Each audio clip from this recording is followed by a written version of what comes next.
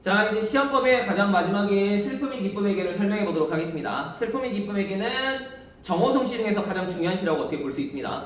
우리 교과서에는 봄길이 있지만 봄길을 가르칠 때에는 가르치라고 하는 내용이 뭐냐면 역설법이에요. 그래서 어차피 슬픔이 기쁨의 개도 역설법이 나와요. 그러니까 우리는 역설법을 이 작품을 통해서 공부해보자 이런 거예요. 그리고 동시에 출제도 훨씬 잘 되는 작품이니까 내용까지도 같이 공부해보도록 할게요. 자, 제목을 먼저 써놓고 시작하겠습니다. 슬픔이 기쁨에게. 여러분은 이 개념을 좀 이해하고 가시는 게 좋아요. 그런데 제목을 먼저 살짝 바꿀게요. 어떻게 바꾸느냐? 슬픔이 기쁨에게 말을 한다. 이렇게 변화시켜 놓고 시작을 할게요. 그러면 이 시가 되게 이해가 빨라져요. 정말 쉽습니다. 자, 첫 번째 말을 한다라고 했죠. 말을 한다라고 하는 건 당연히 뭐가 되는 거예요? 내가 어떤 대상에게 이야기를 시키는 개념이에요. 그럼 저 사람이 대답을 하든지 안 하든지 어쨌든 그건 중요하지 않은데 어쨌든 내가 말을 하잖아요. 그럼 제일 먼저 누가 필요하냐? 화자가 필요해요.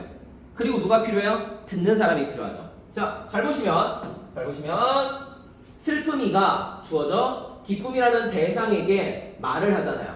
그렇기 때문에 슬픔이라고 하는 애는 말하는 사람이 되니까 뭐가 돼요? 화자가 되겠죠. 다시요, 기쁨이는 듣는 사람이니까 뭐가 돼요? 청자가 되겠죠. 이해되시죠? 그래서 얘를 화자와 청자 이렇게 얘기해요. 그리고 말을 한다라고 돼 있죠? 그러니까 표현법은 뭐가 되는 걸까요? 의인법이 되겠죠. 의인법. 그리고 여기 나오는 이 슬픔이라는 녀석이랑 기쁨이라는 녀석은 전부 다 정서잖아요. 감정이에요. 근데 정서라고 하는 건 눈에 보이지 않는 형태잖아요.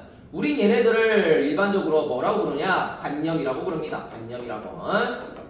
그랬을 때 이 관념이라는 대상을 사람처럼 말을 하는 대상으로 바꿨잖아요. 그래서 객관식에서 출제할 때는 이렇게 바꿉니다.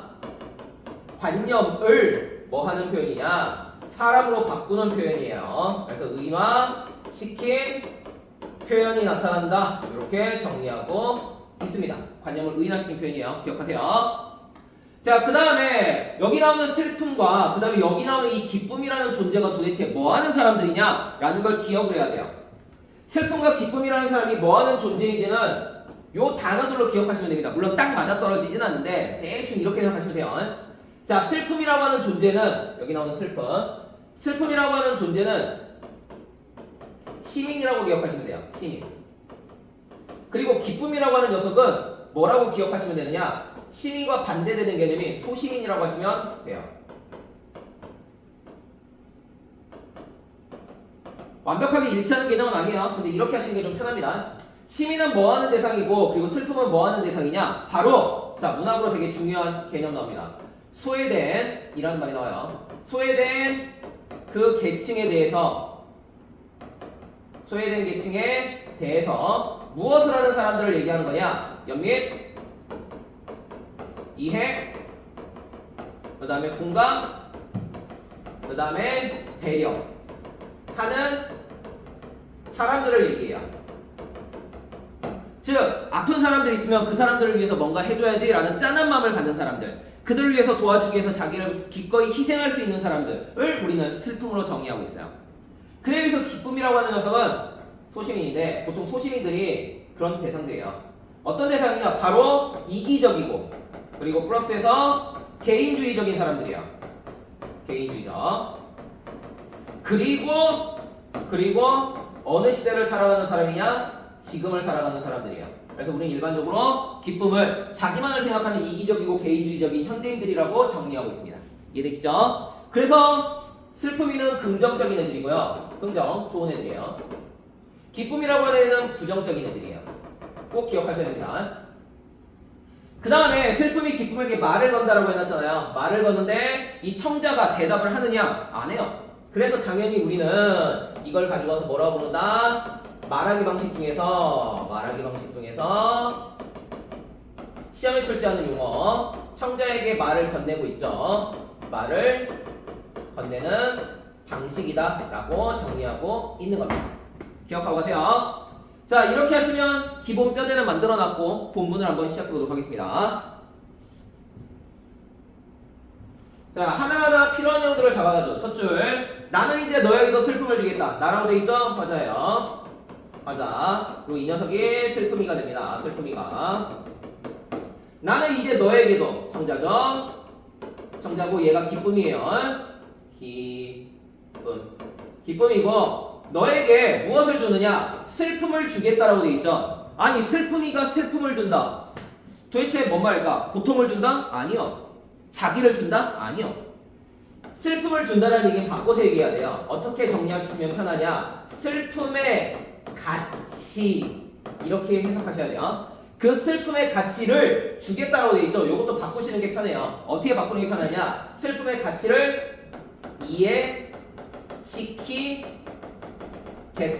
또는 알려주겠다 이런 거예요. 그럼 슬픔의 가치가 뭐냐? 아까 얘기했죠? 타인에 대해서 뭐 하는 거예요? 이해하고 공감하고 연민하고 배려하는 것 이렇게 얘기했죠.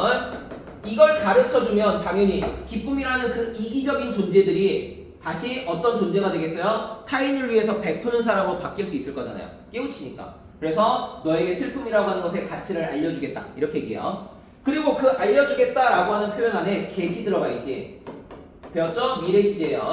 이 미래 시제를 활용해 가지고 우리는 뭐요? 의지를 표현하고 있네요. 의지. 강한 의지를 표현하죠. 그래서 우리는 이 시를 의지적이다 라고 설명하고 있는 거예요. 이해되죠? 자, 두 번째 들어갑니다. 두 번째 문장. 사랑보다 소중한 슬픔을 주겠다 라고 되어 있네요. 사랑보다 소중한 슬픔이라고 되어 있는데 얘는 기본적으로 표현법은 역설이에요. 역설법. 왜냐면 사랑이 기본적으로 긍정이기 때문에 슬픔보다 훨씬 더 부정적인 애들보다 좋아야 돼요. 근데 정반대로 사랑이 슬픔보다 못한 존재로 표현되어 있죠. 그러니까 표현법은 역설이에요. 모순된 문장, 모순된 표현 이렇게 얘기합니다. 이치에 맞지 않는 표현 이렇게 얘기하는 거예요. 자, 그러면 도대체 슬픔이 왜 사랑보다 소중하냐? 여기서 말하는 사랑이라고 하는 거는 어떤 사랑이냐? 이기적인 사랑이에요. 자신만을 위한 사랑이에요. 그렇기 때문에 부정이에요. 그에 비해서 여기 나오는 슬픔이라고 하는 건 바로 이타적인 슬픔이에요. 타인을 위한 슬픔이라고요. 연민 같은 거요. 그렇기 때문에 얘는 긍정의 소재가 되는 거예요. 그래서 슬픔이 사랑보다 훨씬 더 중요하다는 걸 강조하죠. 의지. 자, 그 다음 밑에 겨울밤 거리부터 시작하죠. 겨울밤 거리에서 라고 되어 있죠. 이거는 배경이에요. 배경인데 배경은 앞에서 이미 설명했죠. 어디서 부자명시에서 설명했어요. 부자명시에서 거기서 버스라는 개념을 가지고 설명한 적이 있었죠. 자, 배경의 기능 4가지가 있었죠. 다시 한번 정리해보도록 할까요? 1번 뭐를 형성한다? 분위기 형성. 두 번째 이어질 사건, 이어질 내용을 뭐한다? 암시한다. 암시. 세 번째 들어갑니다. 뭐라고 했죠? 강조한다고 했죠. 3종 세트의 강조, 주제, 정서, 의지의 강조 기억하시고, 그 다음에 마지막으로 들어가는 게 뭐라고 설명했었죠? 인물의 뭐를 제시한다? 성격을 제시한다 라고 설명했죠. 인물의 성격을 제시한다. 기억나시죠? 여기 나오는 겨울밤 거리도 배경이에요. 왜냐? 겨울이라고 하는 건 계절 배경이에요. 그리고 밤이라고 하는 건 시간적 배경이에요. 거리라고 하는 건 공간적인 배경이에요. 그렇기 때문에 이 세 가지는 모두 다 배경이에요. 근데 세 가지가 합쳐짐으로 인하여 가장 비극적인 배경이 만들어져요. 왜? 겨울은 추워요. 밤은 어두워요. 거리는 낯설어요. 그렇기 때문에 이 공간들은 전부 다 부정적인 공간인데, 그럼 도대체 얘를 공통적으로 볼 수 있는 단어가 뭐가 있느냐라고 하게 되면 이렇게 정리하시면 좀 쉬워져요. 현대 사회라고 하면 돼요. 현대 사회. 현대 사회는 어떤 현대 사회냐? 바로 비인간적인, 또는 뭐 우리가 알고 있는 이기적인, 이래도 상관없고요. 이기적인 현대 사회의 모습을 보여줍니다. 자, 겨울밤 거리에서 귤 몇 개를 놓고 살아온 추위가 떨고 있는 누구? 할머니. 할머니는 그곳에서 힘들게 살아가는 사람을 얘기하는 거죠. 그러니까 얘가 소외된 계층을 얘기합니다. 소외된 계층. 참고로 밑에 할머니하고 똑같은 대상이 하나 더 나옵니다. 바로 여기 나오는 동사자. 이게 할머니하고 동일해요. 이 사람도 소외된 계층이에요. 동사자는 얼어 죽은 사람이거든요. 근데 그 얼어 죽은 게 왜 얼어 죽었느냐? 현대사회가 너무 추워서. 이해되시죠? 자, 이 추위라고 하는 건 현대사회에서 이 사람들을 힘들게 만드는 어떤 시련이나 고통을 얘기하는 거고, 자, 이 현대사회에서 힘들게 살아온 그 사람들이 있는데 중요한 건 뭐냐? 그 사람에게 귤값을 깎으면서 기뻐하는 누구요? 너라고 돼 있죠. 너는 기쁨이에요. 너는 이 소외된 사람의 귤값, 그 사소한 것까지도 빼앗으려고 하는 사람이야. 그러니까 당연히 뭐가 돼요? 이기적인 거죠. 근데 기뻐하고 있죠. 그러니까 부정적인 사람이죠. 자, 너를 위해서 나는 슬픔에 뭐를 보여주겠다? 슬픔에 평등한 얼굴을 보여주겠다라고 돼 있어요. 여기서 나오는 이 슬픔의 평등한 얼굴이 밑에 나오는 이 기다림하고 동일한 의미예요. 밑에 나오는 이 기다림하고 동일한 의미입니다. 기다림하고 동일한 의미. 자, 그러면 이걸 정리해 줄게요. 자, 슬픔의 평등한 얼굴이라는 건 도대체 뭐를 얘기하는 거냐? 슬픔은 평등하다는 거예요, 말 그대로. 슬픔은 평등한 얼굴을 가지고 있다고요.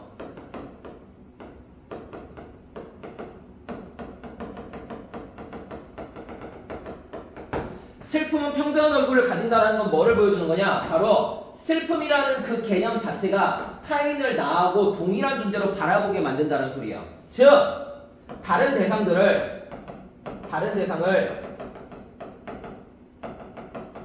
자신과 같은 대상으로 인식하게 한다는 소리예요. 힘이라고 해요. 그러면 타인을 나하고 같은 대상으로 인식하려면 어떤 감정을 가져야 되느냐? 쉬워요. 연민이에요. 공감 같은 거라고요. 이해해야 된다고요. 뭐 해야 된다고? 배려해야 된다고요. 이런 감정들을 가지고 있는 게 바로 슬픔이라고요. 그래서 슬픔은 평등한 얼굴을 가지고 있어요. 너는 지금까지 이기적이었죠. 그렇기 때문에 너에게 슬픔의 그 평등한 힘을 가르쳐 주겠다고요. 다시요, 밑에도 너에게 기다림을 주겠대요. 이 기다림 역시도 이거하고 동일한 의미예요. 기다려준다는 얘기는 나하고 같은 처지가 될 때까지 기다려준다는 거잖아요. 내가 먼저 앞서는 게 아니에요. 멈췄다가 그 사람이 오는 발걸음에 맞춰서 걸어가는 거예요. 나는 슬픔의 평등한 얼굴을 뭐하겠다? 너에게 보여주겠다 라고 얘기하고 있네요. 어렵지 않죠? 그 다음에 밑에 부분부터는 쭉 이제 나오는데 요거는 내용이 좀 기니까 2부로 잘라서 얘기하도록 하겠습니다. 여기까지 멈춰놓고 다음 거를 진행할게요.